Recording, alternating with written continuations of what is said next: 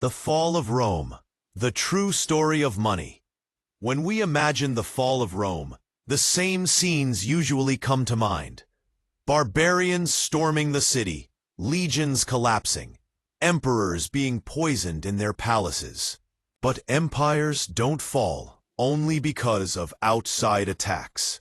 The real collapse begins from within. And one of the quietest yet most destructive causes of that collapse is usually money. What destroyed Rome wasn't just wars or bad rulers.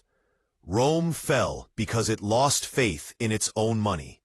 In other words, its economy collapsed.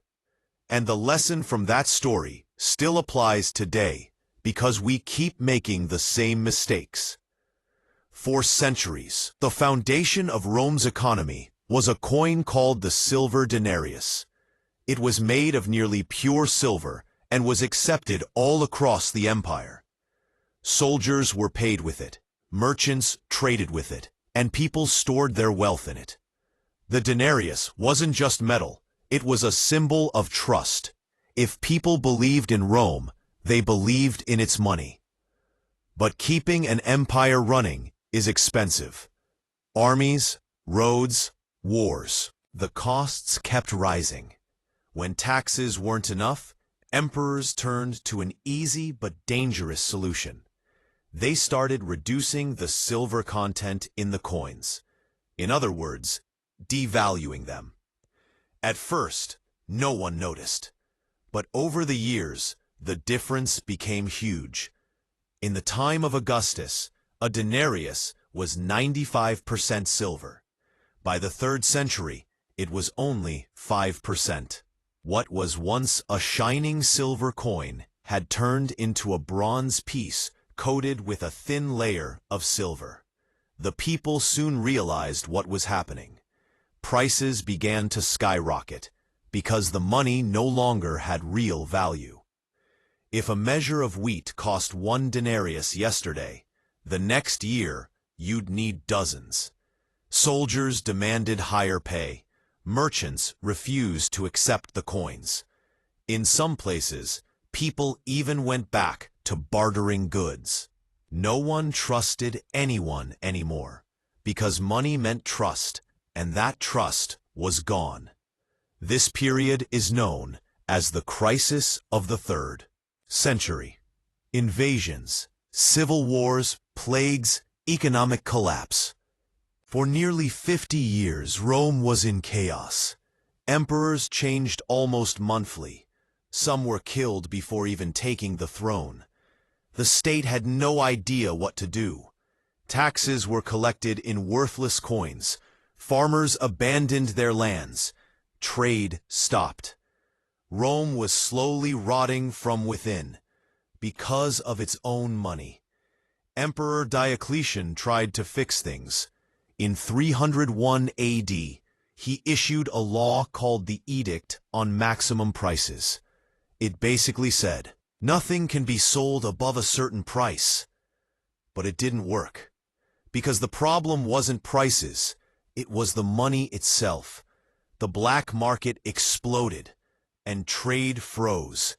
In the end, everyone learned the hard truth. You can't make worthless money valuable by law. Years later, an emperor named Constantine rose to power. He introduced a new gold coin, the solidus. It restored some confidence, but by then, it was too late. The Western Roman Empire had already rotted from the inside. Armies disbanded, trade died, and people lost faith. Rome didn't fall in a single day. It unraveled slowly. And at the heart of that unraveling was the collapse of its currency. So what's the lesson for us? It's simple. If a nation destroys its money, it destroys itself. Back then, minting the same coin with less silver was the trick. Today, the trick is printing money, playing with interest rates, and living on debt. But the result is always the same. The people pay the price. This story has repeated throughout history. Germany printed money in the 1920s. People carried their wages in wheelbarrows. Zimbabwe printed money in the 2000s. Prices doubled in a single day. And every time, the people lost, while those with real assets won.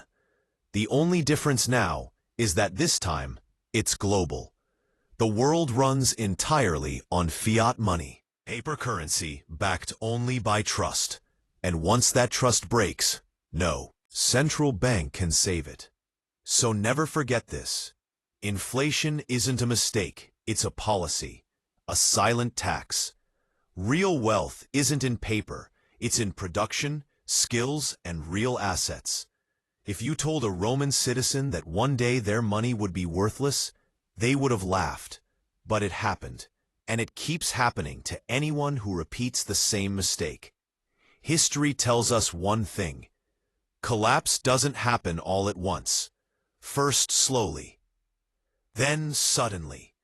And it's rarely the barbarians at the gates. It's the mistakes inside the treasury that end it all. History doesn't repeat exactly, but if you don't understand it, it will crush you. Rome's story isn't just about the past. It's a mirror for our present.